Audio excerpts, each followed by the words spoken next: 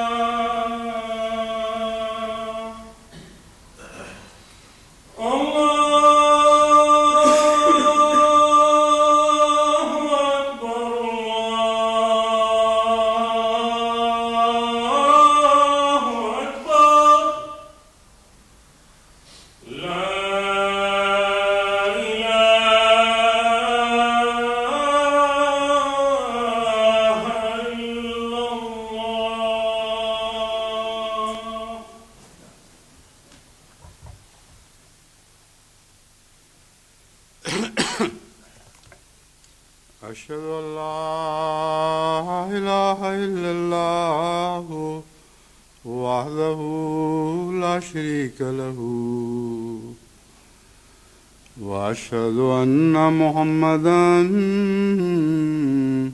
عبده ورسوله أما بعد فأعوذ بالله من الشيطان الرجيم بسم الله الرحمن الرحيم الحمد لله رب العالمين الرحمن الرحيم مالك يوم الدين إياك نعبد وإياك نستعين اهدنا الصراط المستقيم صراط الذين أنعمت عليهم غير المغضوب عليهم ولا الضالين.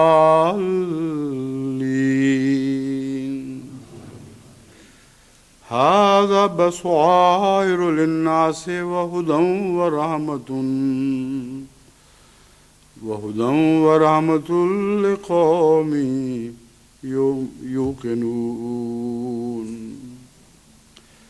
أَمْ حَسِبَ الَّذِينَ اجْتَرَحُوا السَّيِّئَاتِ أَنْ نَجْعَلَهُمْ كَالَّذِينَ آمَنُوا وَعَمِلُوا الصَّالِحَاتِ سَوَاءً مَحْيَاهُمْ وَمَمَاتُهُمْ سَاءَ مَا يَحْكُمُونَ وَخَلَقَ اللَّهُ السَّمَاوَاتِ وَالْأَرْضَ بِالْحَقِّ وَلِتُجْزَىٰ كُلُّ نَفْسٍ بِمَا كَسَبَتْ وَهُمْ لَا يُظْلَمُونَ سورہ الجاثیہ آیات 21-23۔ حضرت اقدس مسیح موعود علیہ السلام کا جو اقتباس میں نے شروع کیا تھا اس کا ایک حصہ باقی تھا، اور کچھ اور اقتباسات ہیں جو اس کے بعد میں آپ کو سناؤں گا۔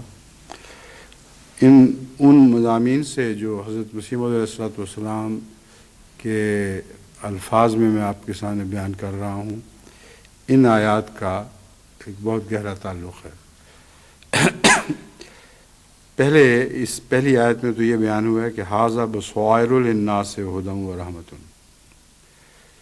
کہ یہ قرآن اور یہ قرآن کی باتیں بصائر للناس، لوگوں کے لیے بصیرتیں ہیں، یعنی ان باتوں کو اگر وہ تقویٰ سے دیکھیں تو جس پہلو سے بھی دیکھیں گے ان کو نئی روشنی نصیب ہوگی۔ وَھدًى وَرَحْمَةٌ، اور ہدایت کا سامان ہے اور رحمت ہے، لیکن اس قوم کے لیے جو یوقنون، جو یقین رکھتے ہیں ان باتوں پر، اور قرآن کریم کو اس کامل یقین کے ساتھ پڑھتے ہیں کہ ان کے اندر وہ سب باتیں موجود ہیں جن کا ذکر کیا گیا ہے۔ ام حسب الذین اجترحوا السیئات، کیا وہ لوگ جنہوں نے برے عمل کیے، طرح طرح کی برائیوں میں مبتلا ہوئے، یہ گمان کر لیا کہ ان نجعلہم کالذین آمنوا، کہ ہم انہیں ان لوگوں جیسا کر دیں گے، یا ان سے ان لوگوں جیسا سلوک کریں گے جو ایمان لائے اور نیک عمل بجا لائے، اس طرح ان سے سلوک کریں گے گویا کہ سواء محیاہم و مماتہم، کہ برائیاں کرنے والوں کی زندگی اور موت اور ان کی یہ زندگی اور موت ایک ہی جیسی ہو جائے گی۔ یہ نہیں ہو سکتا، ناممکن ہے۔ جو ایمان لانے والے ہیں ان کے ساتھ خدا اس دنیا میں ایک ایسا امتیازی سلوک کرے گا اور ہمیشہ جاری رکھے گا کہ وہ جو برائیوں میں مبتلا رہتے ہیں ان سے اس زندگی میں ہی خدا تعالیٰ کا سلوک ایک امتیاز کر کے دکھا دے گا اور بتا دے گا کہ یہ میرے بندے ہیں اور یہ دوسرے بندے ہیں۔ وَخَلَقَ اللَّهُ السَّمَاوَاتِ سَاءَ مَا يَحْكُمُونَ، کتنے برے فیصلے ہیں جو وہ کر بیٹھے ہیں یا کرتے ہیں کہ ان کے حق میں ہی وہ فیصلے الٹتے ہیں اور ان کو ہر کامیابی سے محروم کر دیتے ہیں۔ سَاءَ مَا يَحْكُمُونَ میں اور بھی بہت سے مضامین ہیں ان کے حکم کے، اس کے نتیجے میں، ان کے اس فیصلے کے نتیجے میں جو فسادات برپا ہوتے ہیں، جو مذہب کی دنیا میں اور مادی دنیا میں جو ایسے واقعات رونما ہوتے ہیں جو محض ان کے اس یقین کی وجہ سے ہے جس کا بیان کیا گیا ہے، اس تحکم کی وجہ سے ہے جو بیان کیا گیا ہے۔ ان سب تفاصیل کو میں یہاں بیان کرنے کا ارادہ نہیں رکھتا، لیکن اشارہ کر دیا ہے کہ ساء ما یحکمون میں اول تو ان کا فیصلہ ان کے اپنے خلاف پڑے گا، اس بات کا اشارہ ہے، اور دوسرا ان کے اس فیصلے کے نتیجے میں ساری دنیا میں جو فساد برپا ہوتے ہیں ان کی طرف اشارہ فرمایا گیا ہے۔ وَخَلَقَ اللَّهُ السَّمَاوَاتِ وَالْأَرْضَ بِالْحَقِّ، اللہ تعالیٰ نے، حالانکہ صورتحال یہ ہے کہ اللہ تعالیٰ نے آسمانوں اور زمین کو حق کے ساتھ پیدا کیا، اور حق کے ساتھ فساد پل نہیں سکتا، اس کے ساتھ رہ نہیں سکتا، ان دونوں کا کوئی ساتھ، کوئی جوڑ نہیں ہے۔ تو کیسے ممکن ہے کہ خدا نے زمین و آسمان کو حق کے ساتھ پیدا کیا ہو، اس میں تم کوئی رخ نہ، کوئی فساد نہ دیکھو، اور مذہب کی دنیا میں خدا تعالیٰ نیکوں کو بدوں کے ساتھ اس طرح ملا جلا دے کہ گویا وہ دونوں ایک ساتھ رہ سکتے ہیں. حق کے ساتھ باطل نہیں رہ سکتا، باطل کے ساتھ حق نہیں رہ سکتا. یہ اعلان ہے جو ان آیات کا ایک طبی تقاضا تھا جو اس سے پہلے گزری ہیں. وَلِتُجْزَىٰ كُلُّ نَفْسٍ بِمَا كَسَبَتْ وَهُمْ لَا يُظْلَمُونَ. اس کا طبی نتیجہ یہ نکلتا ہے کہ ہر جان کو اس کے اس عمل کا بدلہ دیا جائے جو اس نے خود کمایا ہے، اور ان پر کوئی ظلم نہ کیا جائے، کیونکہ ظلم بھی حق کے ساتھ اکٹھا چل نہیں سکتا. تو عدل دراصل حق ہی کا بچہ ہے. بس قرآن کریم نے ان آیات میں بہت گہرے اور وسیع مضامین بیان فرمائے ہیں جن کی تفسیر کا اس وقت موقع نہیں، مگر حضرت اقدس مسیح موعود علیہ الصلوۃ والسلام نے ان امور پر جو روشنی ڈالی ہے وہ جماعت کی تربیت کے لیے انتہائی ضروری ہے. بس میں اب حضرت مسیح موعود علیہ الصلوۃ والسلام کا کلام پڑھنا شروع کرتا ہوں.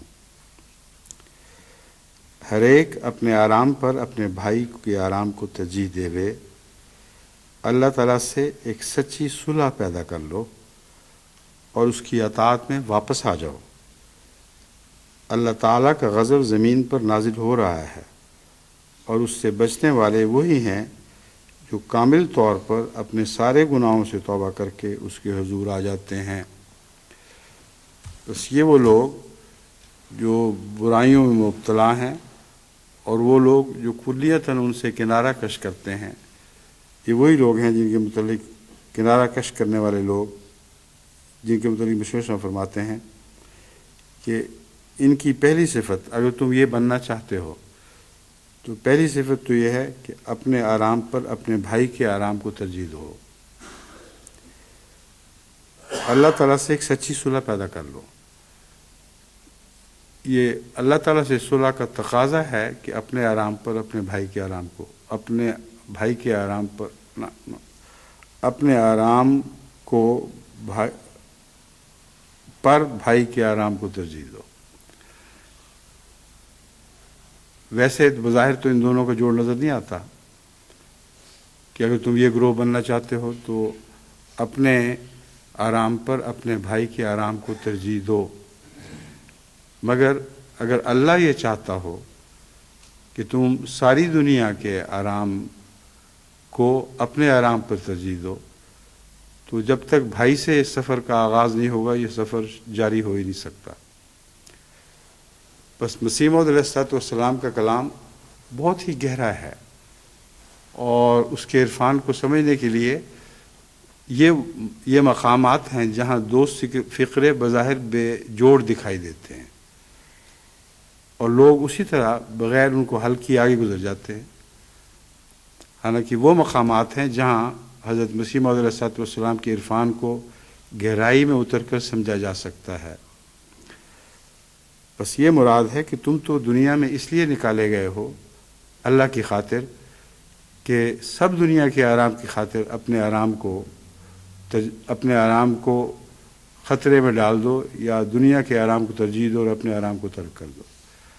اب دیکھ لیں بین ہی یہی زندگی حضرت اقدس محمد مصطفیٰ صلی اللہ علیہ وآلہ وسلم کی زندگی تھی. ان دو فکروں کو حضرت رسول اللہ صلی اللہ علیہ وآلہ وسلم کی زندگی پر اطلاق کر کے دیکھیں تو ایک ادنا ذرے کا بھی فرق آپ کو دکھائی نہیں دے گا. جتنے بھی مراتب بندے کو خدا کی طرف سے نصیب ہوتے ہیں اس میں یہ مرکزی نقطہ ہے کہ جب بندہ اپنے آرام کو ترک کر کے اپنے بھائیوں اور دوسروں کے آرام کا خیال رکھنا شروع کر دے تو خدا اس کو ضرور اپنی طرف کھینچتا ہے. اور اس کے لیے ضروری نہیں کہ یہ سفر نبوت کے بعد شروع ہو. تمام انبیاء کا سفر یہی سفر ہے اور سب سے زیادہ واضح اور قطعی طور پر رسول اللہ صلی اللہ علیہ وسلم کی پہلی زندگی اس کو ثابت کر رہی ہے کہ آپ اپنے بھائیوں کے آرام کو اپنے آرام پر ترجیح دیا کرتے تھے اور ابھی نبوت آپ پر نازل نہیں ہوئی تھی اور اللہ نے آپ کو کھینچ لیا اپنی طرف. کیونکہ یہ صفت ایسی ہے جو خدا کو بہت پیاری ہے، اور آگے دنیا کی اصلاح کا سفر اس صفت کے بغیر ممکن ہی نہیں ہے۔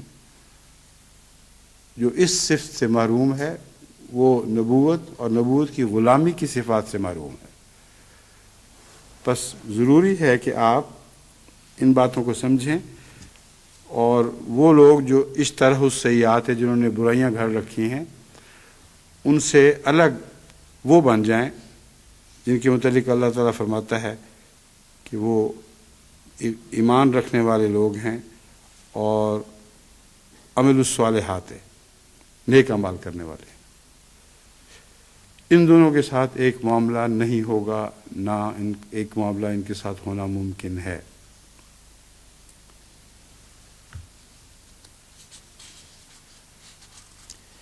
اب دوسرا حضرت اقدس مسیح علیہ السلام نے یہ فرمایا ہے کہ اس کی اطاعت میں واپس اللہ تعالیٰ کا غضب زمین پر نازل ہو رہا ہے، اور اس سے بچنے والے وہی ہیں جو کامل طور پر اپنے سارے گناہوں سے توبہ کر کے اس کو حضور میں آ جاتے ہیں۔ یہ جو دوسرا پہلو تھا کہ یہ نہیں ہو سکتا کہ ان کی بدوں کی زندگی اور ان کی موت نیکوں کی زندگی اور موت جیسی ہو جائے، یہ وہ پہلو ہے جس کی تشریح ہے کہ اگر تم خدا کی پناہ میں آنا چاہتے ہو تو اپنے سارے گناہوں سے توبہ کر کے اس کے حضور حاضر ہو جاؤ۔ اگر ایسا کرو گے تو تم وہ لوگ ہو جاؤ گے جن کے اندر خدا تعالیٰ ایسی صفات بھر دے گا کہ دنیا والوں کے ساتھ تمہارا فرق نمایاں دکھائی دے گا۔ کسی تفصیلی بحث کی ضرورت نہیں پڑے گی، وہ فرق ہر دیکھنے والی آنکھ کو نمایاں طور پر دکھائی دینے لگے گا۔ اور ان کے ساتھ کیا سلوک ہوگا، کیسے فرق دکھائی دے گا، حضرت مسیح موعود علیہ الصلوۃ والسلام ایک اور جگہ فرماتے ہیں، اور اس ایمان والے کے شیطان قریب بھی نہیں آتا۔ اب ہر روز شیطان سے جو جنگ شروع کر رکھی ہے ہم لوگوں نے، شیطان سے جنگ ایک ایسے وقت تک جاری رہتی ہے جس وقت تک انسان خدا کی پناہ میں نہیں آ جاتا۔ جب آ جاتا ہے تو شیطان اس کے قریب بھی نہیں پھٹکتا، کیونکہ اللہ کی پناہوں میں شیطان کو داخل ہونے کی اجازت نہیں ہے۔ وہ بھی تو وہاں ہی جاتا ہے جہاں اس کی تھوڑی سی بھی گنجائش مل جاتی ہے، پاؤں رکھنے کی جگہ ملے تو تب شیطان وہاں جاتا ہے۔ بس حضرت مسیح السلام نے یہ فرمایا سارے گناہوں سے توبہ کرو، مطلب یہ ہے کہ شیطان کے لیے قدم رکھنے کی گنجائش میں نہ چھوڑو، کیونکہ جب وہ ایک دفعہ قدم رکھ لے تو اس کا منحوس قدم اپنے اثرات دکھانے لگتا ہے اور وہ اور جگہ بنا لیتا ہے۔ جس اونٹ اور بدوی کا قصہ میں نے آپ لوگوں کے سامنے پہلے بھی بیان کیا ہے، اصل میں وہی صورتحال ہے جو یہاں پیدا ہوتی ہے۔ کہتے ہیں ایک بدوی اپنا خیمہ لگا کے بیٹھا ہوا تھا اور شدید ٹھنڈی رات تھی، تو اس کے اونٹ نے اندر سر کیا اور اس نے کہا مجھے سر اندر کر لینے دو کیونکہ بہت سردی ہے، باقی تم لیٹے رہو آرام سے۔ تو جب سر گرم ہو گیا تو اس کو پتہ لگا کہ اس سردی میں گرمی کا کیا مزہ ہے، تو اس نے تھوڑا سا اور گردن گھسیڑ دی۔ اس نے کہا گردن بھی تو سر کے ساتھ ہی لگی ہوئی ہے، یا سر گردن کے ساتھ لگا، اس قریب پہ میں کیوں ظلم کروں، اس لیے ذرا ایک طرف ہٹ جاؤ۔ پھر باقی جسم سخت سردی محسوس کر رہا تھا، جب اس کے جسم کا ایک حصہ گرمی محسوس کر رہا تھا، تو تھوڑا سا اور آگے گیا۔ اس نے کہا میری ٹانگوں کا کیا قصور ہے، اگلے حصے کو کم سے کم تھوڑا سا آرام آنے دو۔ وہ بیچارہ ایک کونے سے لگ گیا اور کچھ دیر کے بعد ذرا باہر جانا کیونکہ میرے پچھلے حصے کا بھی حق ہے۔ تو اس طرح بدیاں رفتہ رفتہ اپنی جگہ بنایا کرتی ہیں، اور ایک دفعہ انسان بدی کو موقع دے دے کہ وہ اندر آ جائے پھر وہ نہیں چھوڑے گی، اور یہی شیطان کا حیلہ ہے۔ اب جتنے انسان بھی جب بھی بدی میں مبتلا ہوتے ہیں وہ اپنی نفسیاتی کیفیت پر غور کر کے دیکھ لیں۔ ہمیشہ شروع میں خیال آتا ہے اتنا سا کرنے میں کیا حرج ہے، معمولی سا، اور وہ معمولی سا ایک دفعہ کر بیٹھیں تو اس سے اگلا قدم اٹھانا اس کا ایک لازمہ بن جاتا ہے۔ دنیا بھر میں جتنی ڈرگ ایڈکشن ہے وہ اسی اصول پر جاری ہے۔ اسکولوں اور کالجوں کے بچوں کو وہ خبیث لوگ جو خراب کرتے ہیں وہ کہتے ہیں ایک چھوٹا سا مزہ چکھ لو، ذرا سا، اس میں کیا حرج ہے؟ اور جب وہ چکھتے ہیں تو پھر اگلے کی خواہش وہ پہلا مزہ پیدا کر دیتا ہے اور اس کی طلب شروع ہو جاتی ہے۔ تو حضرت مسیح علیہ السلام کوئی بات بھی بے وجہ بیان نہیں کرتے، اپنے سارے گناہوں سے توبہ کر کے اس کے حضور میں آ جاتے ہیں۔ یہ سارے گناہوں سے توبہ کر کے آ جانا کیوں ضروری ہے؟ فرمایا، اور اس ایمان والے کے شیطان، یعنی اسی قسم کا نقشہ کھینچ کے ایک اور جگہ فرماتے ہیں، شیطان قریب ہی نہیں آتا، وہ تو وہیں آ جاتا ہے جہاں اس کو تھوڑی سی بھی گنجائش مل جاتی ہے۔ جب خدا کو مقدم رکھا جائے اور برکات کا نزول ہوتا ہے، یہ باتیں اور کامل ایمان اور کامل ایمان حاصل ہوتا ہے، تو یہ استغفار سے اس کی کثرت کرو۔ یہ سب بیچ میں ڈیش ڈال کے کچھ چھوڑا ہوا ہے، اس لیے کچھ الجھی ہوئی سی عبارت دکھائی دے رہی ہے۔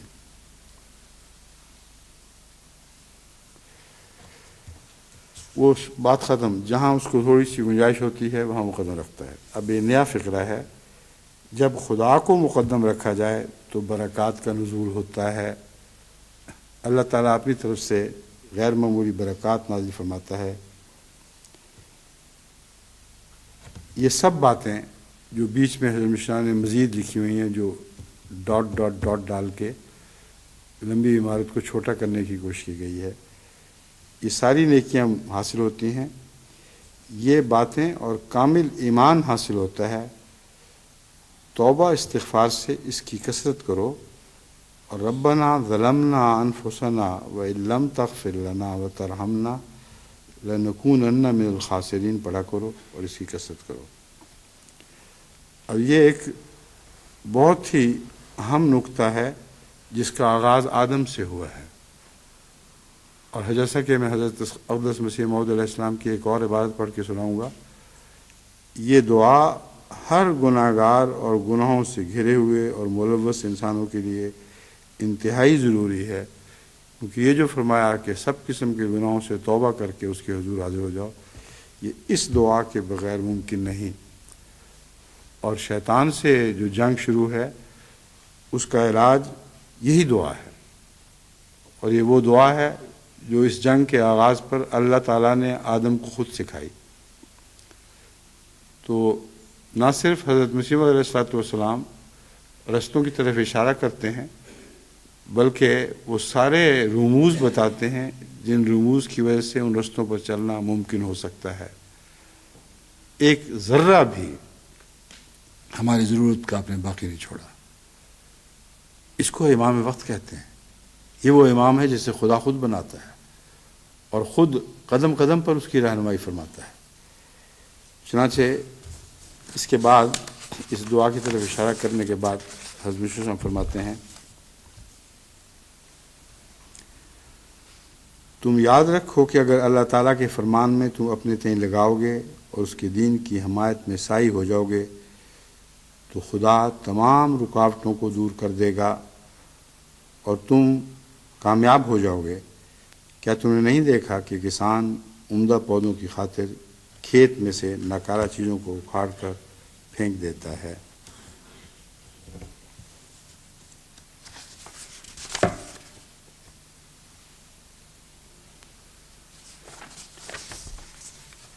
وہ جو اقتباس میں نے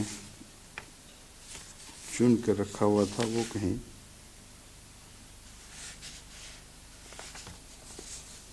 اور جگہ رہ گیا غلطی سے، مگر مضمون وہ ہے جو میں بیان کر چکا ہوں۔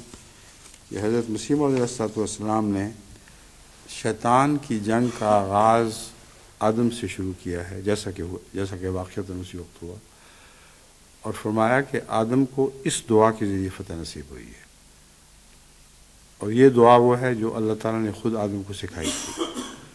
بس آج بھی ہر انسان کو شیطان سے جنگ کے وقت اس آیت کی پناہ میں آنا ہوگا، اور جب تک وہ اس آیت کو نہ پڑھے اور دل کی گہرائیوں سے نہ پڑھے، اللہ تعالیٰ کی طرف سے اسے وہ مدد نصیب نہیں ہو سکتی جس کے بعد اسے بالآخر شیطان پر فتح نصیب ہوگی۔ یہ بیچ کا ایک اقتباس تھا، یہ رہ گیا ہے، میں نے زبانی آپ کو بتا دیا ہے۔ اب آپ کے سامنے میں دوسرا اقتباس رکھتا ہوں۔ فرمایا تم یاد رکھو کہ اگر اللہ تعالیٰ کے فرمان میں تم اپنے تئیں لگاؤ گے اور اس کے دین کی حمایت میں سعی ہو جاؤ گے تو خدا تمام رکاوٹوں کو دور کر دے گا۔ اگر اللہ تعالیٰ کے فرمان میں تم اپنے تئیں لگاؤ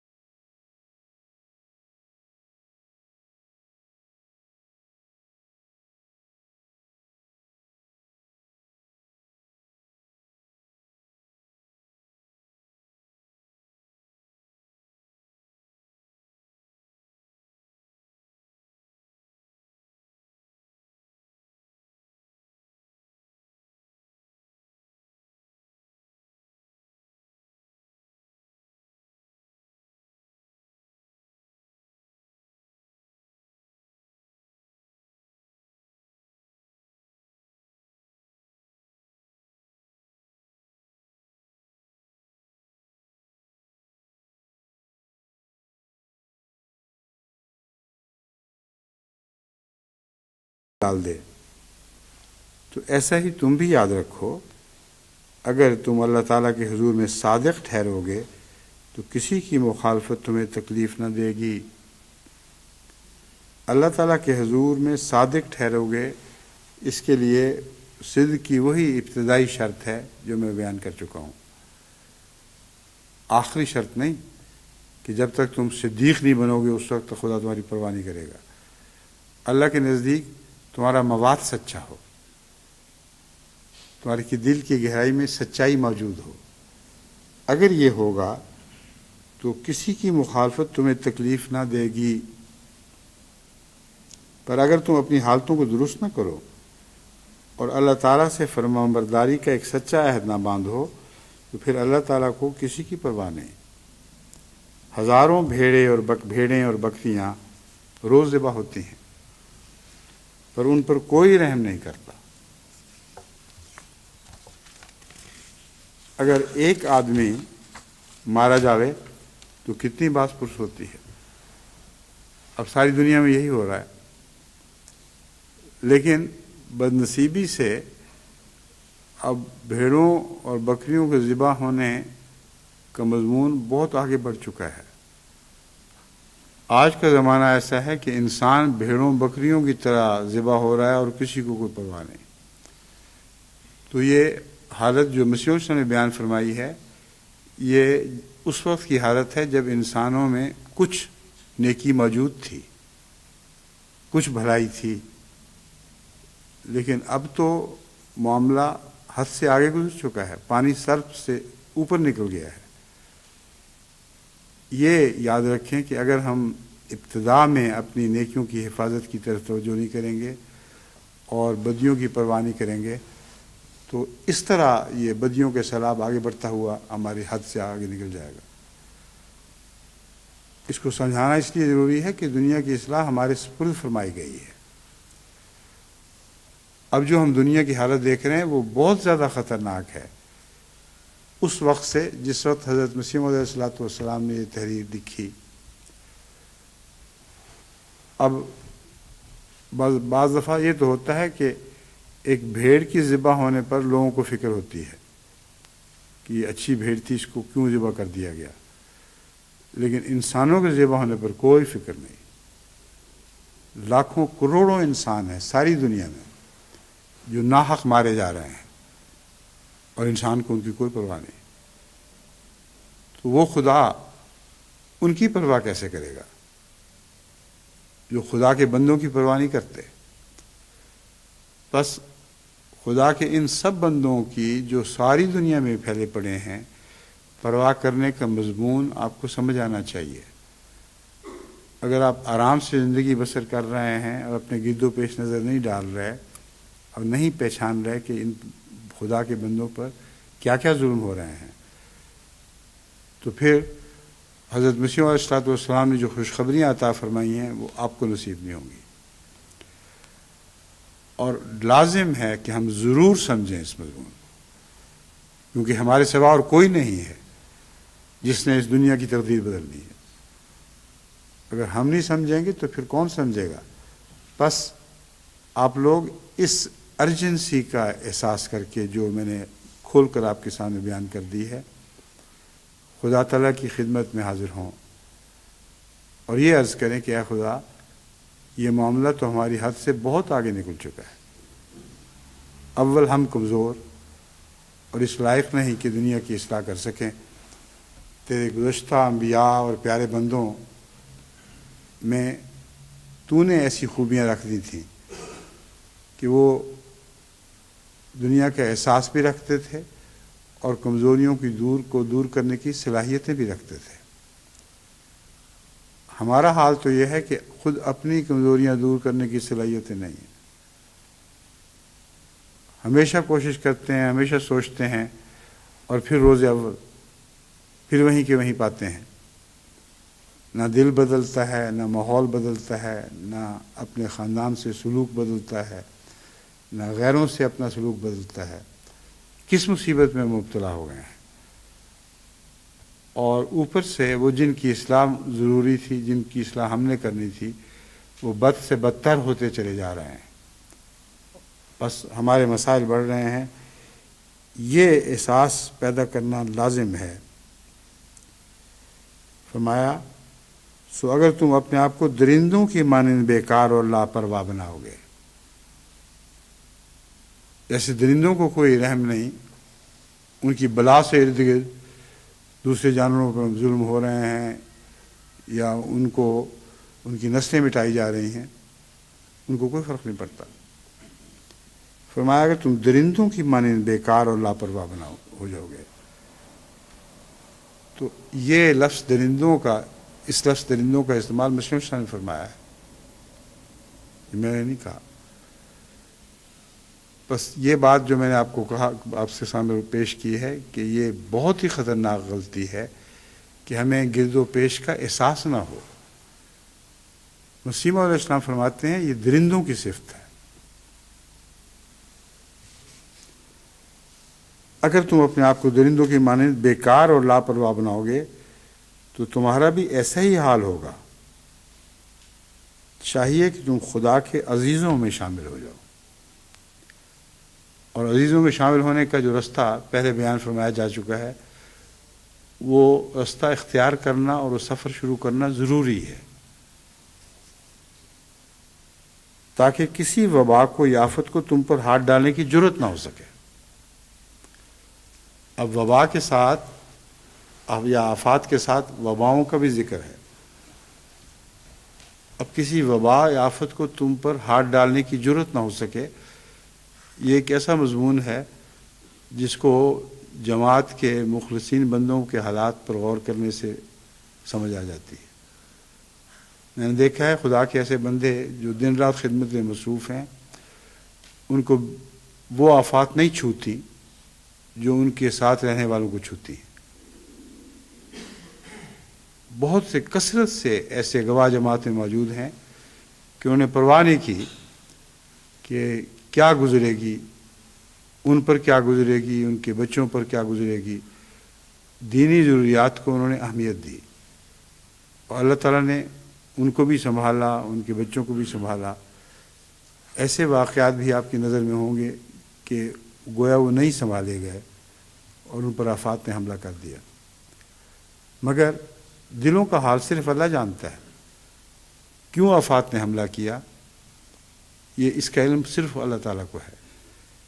مگر یہ بات سچی ہے کہ وہ لوگ جو خدا کی خاطر اپنی دنیا کو ترک کر دیتے ہیں اور اس کی دنیا کو اپنا لیتے ہیں، اللہ تعالیٰ ان کی دنیا کی حفاظت فرماتا ہے۔ اور جو قانون قدرت ہے، کچھ نہ کچھ گزن دنیا کی آفات کا پہنچتا ہے، وہ تو صحت مند پودوں کو بھی پہنچا ہی کرتا ہے۔ بعض دفعہ آندھیاں چلتی ہیں، کئی قسم کے سیلاب آتے ہیں، اور دنیا میں صحت مند پودے بھی اس سے متاثر ہو جاتے ہیں۔ کسان ان کو نہیں بچا سکتا، مگر اللہ تعالیٰ ان کو جس حد تک چاہے بچا سکتا ہے اور بچاتا ہے، مگر کچھ نہ کچھ گزند چکھنے کے طور پر ان کو ضرور ملتا ہے۔ اور یہ مضمون ایسا ہے جس کا قرآن کریم نے بتفصیل ذکر فرمایا ہے۔ بس میں یہ نہیں کہتا کہ آپ اگر دین کی خدمت میں مصروف ہو جائیں گے تو آپ کو دنیا کی بیماریاں نہیں چھوئیں گی۔ اگر اس خیال سے آپ مصروف ہوں گے کہ دنیا کی بیماریاں نہ چھوئیں تو ضرور چھوئیں گی۔ یہ نقطہ ہے جو آپ کے سمجھنے کے لائق ہے۔ اگر ان حالات پر غور کر کے آپ یہ سودا کر کے آگے بڑھیں کہ میں نے اپنے بدن کی، اپنے بچوں کی بدن کی حفاظت کرنی ہے، اس لیے میرے لیے ایک ہی طریقہ ہے کہ میں دین کی خدمت میں مصروف ہو جاؤں، تو یہ ارادہ آپ کے کام نہیں آئے گا۔ اگر دین کی خدمت میں مصروف ہوتے ہیں جبکہ جانتے ہیں کہ بیوی بچوں کا کوئی محافظ نہیں رہا، اس وقت اللہ ان کی حفاظت فرمائے گا۔ بس یہ وہ سارے حالات ہیں جو پیش در پیش ہیں، جن پر بندے کی نگاہ نہیں ہوتی، اور دلوں کی کیفیات کو دوسرا انسان نہیں پڑھ سکتا مگر اللہ پڑھتا ہے۔ بس حضرت اقدس مسیح موعود علیہ الصلوۃ والسلام کا یہ کلام بالکل سچا ہے، اور اس کو اپنے اوپر سچا ثابت کرنے کے لیے ان مراحل سے گزرنا ہوگا جن مراحل کا حضرت مسیح موعود علیہ الصلوۃ والسلام تفصیل سے ذکر فرماتے ہیں۔ چاہیے کہ تم خدا کے عزیزوں میں شامل ہو جاؤ تاکہ کسی وبا کو یا آفت کو تم پر ہاتھ ڈالنے کی جرت نہ ہو سکے۔ دیکھیں کتنا عظیم کلام ہے، وبا کو جرت نہ ہو سکے، کیونکہ کوئی بات اللہ تعالیٰ کی اجازت کے بغیر زمین پر ہو نہیں سکتی۔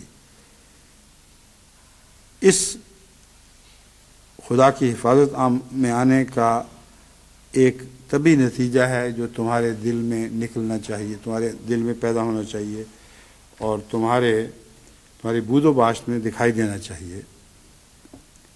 ہر ایک آپس کے جھگڑے اور جوش اور عداوت کو درمیان سے اٹھا دو۔ اب یہ جو مسئلہ ہے یہ بھی بہت گھمبیر مسئلہ ہے۔ ہر ایک آپس کے جھگڑے اور جوش اور عداوت کو درمیان سے اٹھا دو۔ اکثر وہ لوگ جو آپس کے جھگڑوں میں مبتلا رکھتے ہیں اور جوش اور عداوت کو درمیان سے اٹھانے کی طاقت نہیں رکھتے یا کوشش نہیں کرتے، وہ خدا کے عزیزوں میں داخل نہیں کیے جاتے۔ اب وہ وقت ہے کہ تم ادنا باتوں سے اعراض کر کے اہم اور عظیم الشان کاموں میں مصروف ہو جاؤ۔ بس بار بار میں آپ کو سمجھاتا ہوں اور سمجھاتا رہوں گا کہ ان باتوں کا اختیار کرنا انتہائی ضروری ہے، اور اس کے بغیر ہم خدا کے امن کے سائے تلے نہیں آ سکتے۔ لیکن امن کے سائے تلے آنا مقصد نہیں ہے، وہ ہوتا ہے۔ بظاہر کوئی امن کا سایہ دکھائی نہ دے، مرد وہ ہے جو اس وقت اپنے آپ کو آگے بڑھ کر جھونک دے اور ہر کے بعد بعد جو کچھ بھی اس پہ گزرے اس کی پرواہ نہ کرے، کیونکہ دین کی محبت اور دین کی لگن یا دین کی خدمت کی خواہش اس کے دل میں ایسا زور سے اٹھے کہ اس سے وہ بے اختیار ہو جائے۔ یہ خواہش اگر آپ کے دل میں پیدا ہو چکی ہے تو آپ وہی ہیں جن کے متعلق مسیح السلام یہ کلام فرما رہے ہیں۔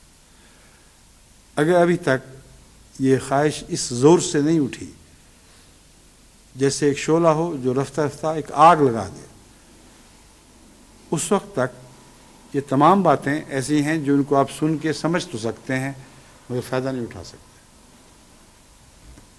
اس لیے وقت ہے کہ ہر شخص اپنے نفس پر اس طرح غور کرے، تفصیل سے اپنا جائزہ لے، اس کے نفس کا کوئی پہلو اندھیرے میں چھپا نہ رہے۔ پھر فرماتے ہیں، یاد رکھو کہ ہر ایک جو نفسانی جوشوں کا تابع ہے، ممکن نہیں کہ اس کے لبوں سے حکمت اور معرفت کی بات نکل سکے۔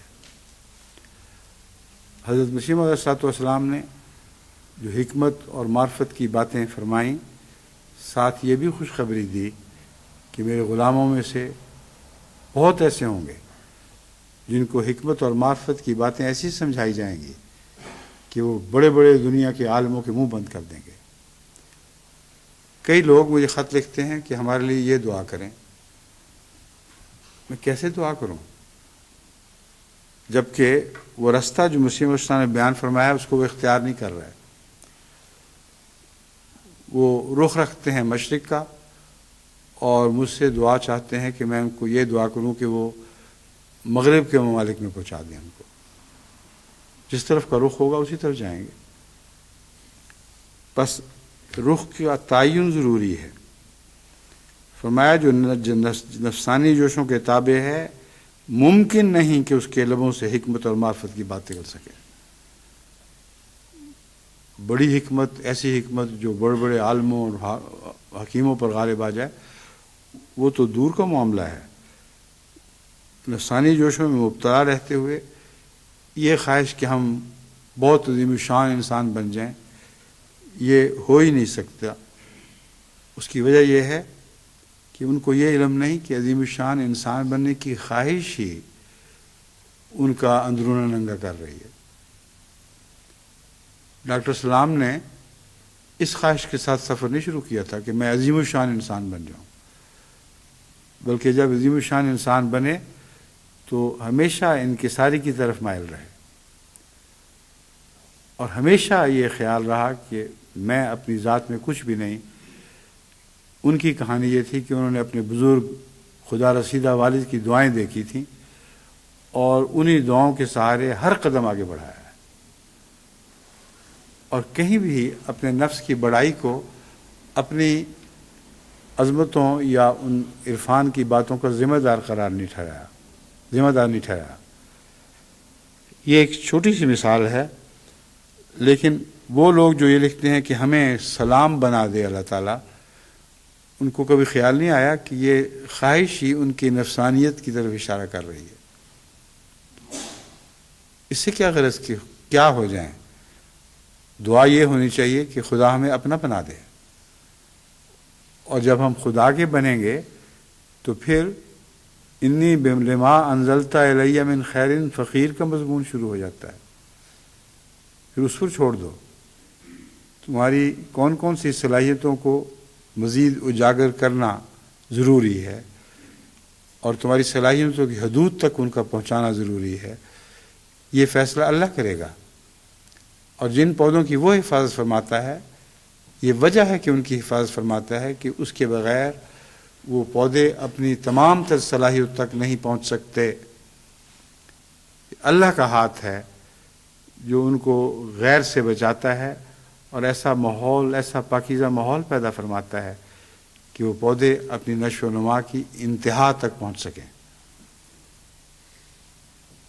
حضرت مسیح السلام فرماتے ہیں اس کے لبوں سے حکمت اور معرفت کی بات نکل سکے یہ ہو ہی نہیں سکتا، ممکن ہی نہیں ہے،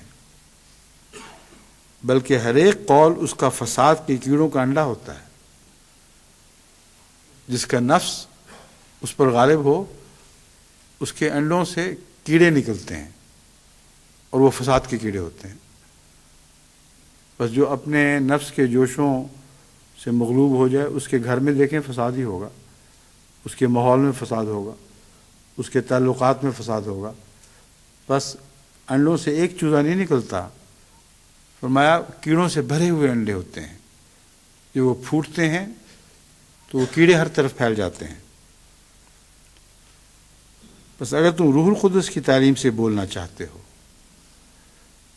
عرفان وہی ہے جو روح القدس سے حاصل ہو، بس اگر تم روح القدس کی تعلیم سے بولنا چاہتے ہو تو تمام نفسانی جوش اور نفسانی غضب اپنے اندر سے باہر نکال دو۔ اب یہ وہ منازل ہیں جو مسیح السلام کھول کر بار بار ہمارے سامنے بیان کر رہے ہیں، لیکن پہلی منزل ہی طے نہیں ہوتی، ان لوگوں سے طے نہیں ہوتی جن کو پرواہ نہیں کہ ہم ہیں کیا۔ اپنا عرفان جس کو حاصل نہیں ہوگا وہ عالمانہ اور گہری باتوں کا عرفان کیسے حاصل کرے گا؟ اور جتنے دنیا میں جھگڑے ہیں یہ اسی غفلت کی حالت کی وجہ سے ہیں کہ انسان اپنے عرفان سے عاری ہے، اور بظاہر عرفان کی باتیں چاہتا ہے، اور بڑی بڑی ڈینگیں مار کے عرفان کی باتیں بظاہر کرتا بھی ہے، لیکن سب کھوکھلی۔ ان سے جو انڈے نکلتے ہیں وہ کیڑے ہیں، ان میں کیڑے پیدا ہوتے ہیں جو آگے فساد پھیلا دیتے ہیں۔ بس اگر تم روح القدس کی تعلیم سے بولنا چاہتے ہو تو تمام نفسانی جوش اور نفسانی غضب اپنے اندر سے باہر نکال دو، تب پاک معرفت کے بھید تمہارے ہونٹوں پر جاری ہوں گے۔ یہ بات اگرچہ حضرت مسیح السلام نے اپنے حوالے سے نہیں لکھی، مگر جس طرح کے روحانی عرفان کے بھید آپ کے کلام بزرگوں سے جاری ہو رہے ہیں، اس سے پتہ چلتا ہے کہ یہ گندے انڈے پیدا ہی نہیں ہوئے۔ ہمارے لیے تو حکم ہے کہ نکال باہر کرو، مگر کچھ ایسے دل ہوتے ہیں جن میں اللہ کے فضل کے ساتھ وہ گندے انڈے پیدا ہی نہیں ہوتے جو کیڑوں سے بھر جایا کرتے ہیں۔ ان کی زبان سے جو کلام نازل ہوتا ہے اس کو شیطان نے چھوا تک نہیں ہوتا، ان کی جو امنگیں ہوتی ہیں ان کو شیطان نے نہیں چھوا ہوتا۔ بس اس اعلیٰ مرتبے اور مقام کو سمجھو اور اس کی طرف سفر شروع کرو، اور دن بدن تمہاری زندگی حضرت مسیح علیہ الصلوۃ والسلام کے قریب تر ہوتی چلی جانی چاہیے۔ اور جب آپ اپنی منزل سے، اپنے مقام سے ہمیں دیکھتے ہیں یا دنیا کو دیکھتے ہیں تو جو باتیں بیان فرماتے ہیں وہ ہمیں بہت مشکل دکھائی دیتی ہیں. کئی دفعہ مجھ سے ذکر کیا لوگوں نے کہ ہم سے تو ہماری تعلیم کا ایک صفحہ نہیں پڑھا جاتا. ذرا سا پڑھتے ہیں تو لگتا ہے کہ ہم مسیح وسلم کی جماعت میں سے نہیں ہیں. ان کو میں ہمیشہ سمجھاتا ہوں کہ آپ کا وہ مقام نہیں ہے جو مسیح موعود کا مقام ہے، اور اپنے مقام میں رہتے ہوئے ان باتوں کی طرف سفر شروع کریں. اور جب آپ سفر شروع کریں گے تو جماعت میں داخل ہو جائیں گے. جس سے گندا انسان بھی جب ارادہ کر لیتا ہے کہ میں نے خدا کی طرف جانا ہے تو اللہ تعالیٰ اسے اپنے پیاروں اور عزیزوں میں داخل کر لیتا ہے. بس اس فکرے سے نہ ڈریں کہ وہ میری جماعت میں سے نہیں ہے، وہ میری جماعت میں سے نہیں ہے، بلکہ اس فکرے سے ان معنوں میں ڈریں کہ اس جماعت میں داخل ہونے کی تمنا پیدا کریں. اور جب تمنا پیدا کریں گے تو آپ کا سفر شروع ہو جائے گا. جب تمنا پیدا کریں گے تو حضرت مسیح موعود علیہ السلام کی جماعت میں اور آپ کے عزیزوں میں داخل ہو جائیں گے. فرمایا تمام نفسانی جوش اور نفسانی غضب اپنے اندر سے باہر نکال دو، تب پاک معرفت کے بھید تمہارے ہونٹوں پر جاری ہوں گے اور آسمان پر تم دنیا کے لیے ایک مفید چیز سمجھے جاؤ گے اور تمہاری عمریں بڑھائی جائیں گی. اب یہ جو ذکر ہے کہ آفات نہیں چھوتی یا بیماریاں نہیں چھوتی، یہ امر واقعہ ہے کہ وہ نیک بندے جو خدا کی خدمت میں مصروف ہوں ان کی اور ان کے اہل و عیال کی عمریں بڑھائی جاتی ہیں تاکہ خدا کے دین کو ان سے زیادہ فائدہ پہنچے. تمسخر سے بات نہ کرو اور ٹھٹے سے کام نہ لو، اور چاہیے کہ سفلا پن اور اوباش پن کا تمہارے کلام میں کچھ رنگ نہ ہو. اب کل رات ہی میں اپنی بچیوں کو سمجھا رہا تھا کہ حضرت مسیح موعود علیہ السلام جب فرماتے ہیں تمسخر سے بات نہ کرو اور ٹھٹے سے کام نہ لو، تو یہ وہ مزاح نہیں ہے جس کو لطیف مزاح کہتے ہیں. ٹھٹھا اور تمسخر ایک ذلیل چیز ہے جو دلوں کو دکھانے والی اور گندگیوں کو اچھالنے والی ہے.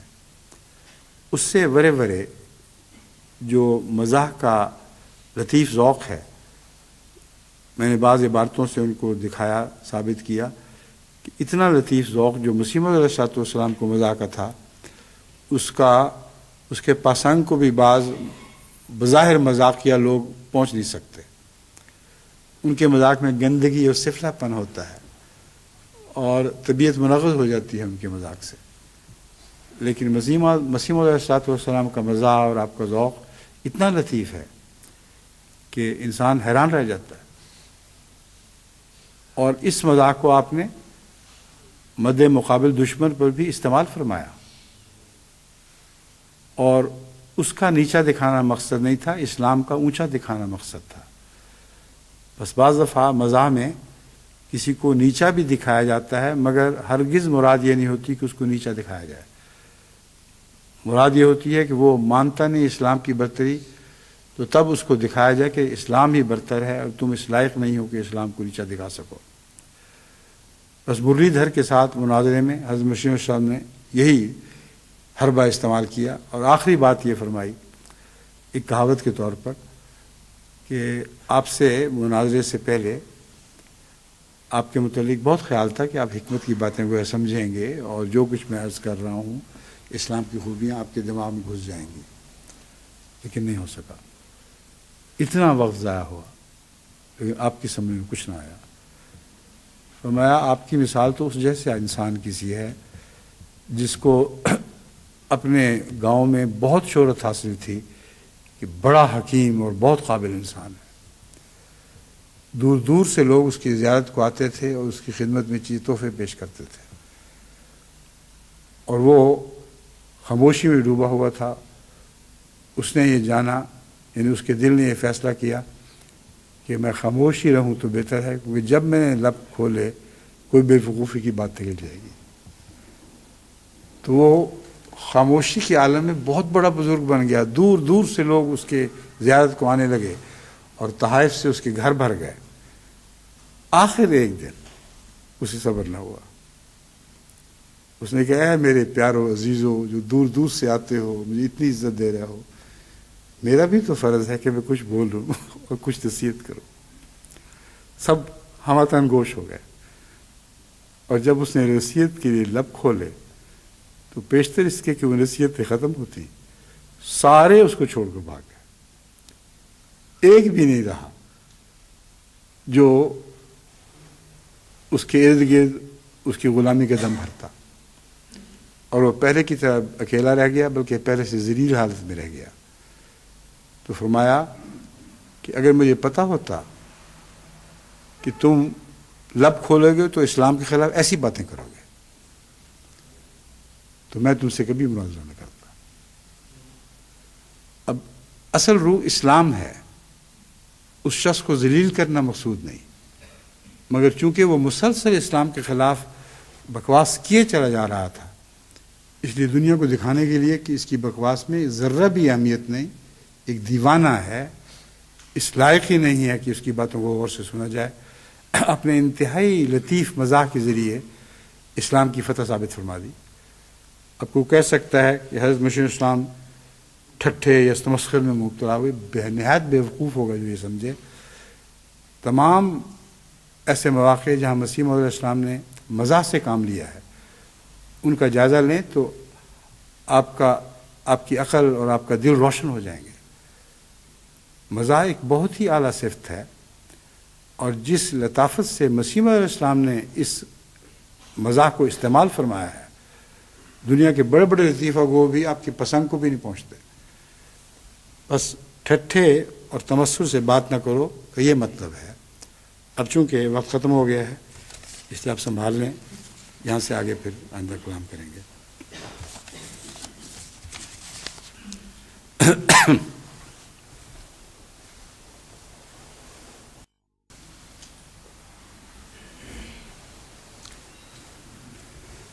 الحمد لله نحمده ونستعينه ونستغفره ونؤمن به ونتوكل عليه ونعوذ بالله من شرور أنفسنا ومن سيئات أعمالنا.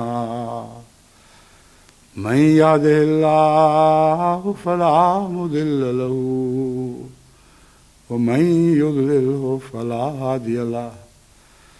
ونشهد أن لا إله إلا الله وحده لا شريك له ونشهد أن محمدا عبده ورسوله. عباد الله رحمكم الله، إن الله يأمر بالعدل والإحسان وإيتاء ذي القربى وينهى عن الفحشاء والمنكر والبغي يعظكم لعلكم تذكرون. اذكروا الله يذكركم وادعوه يستجب لكم ولذكر الله أكبر.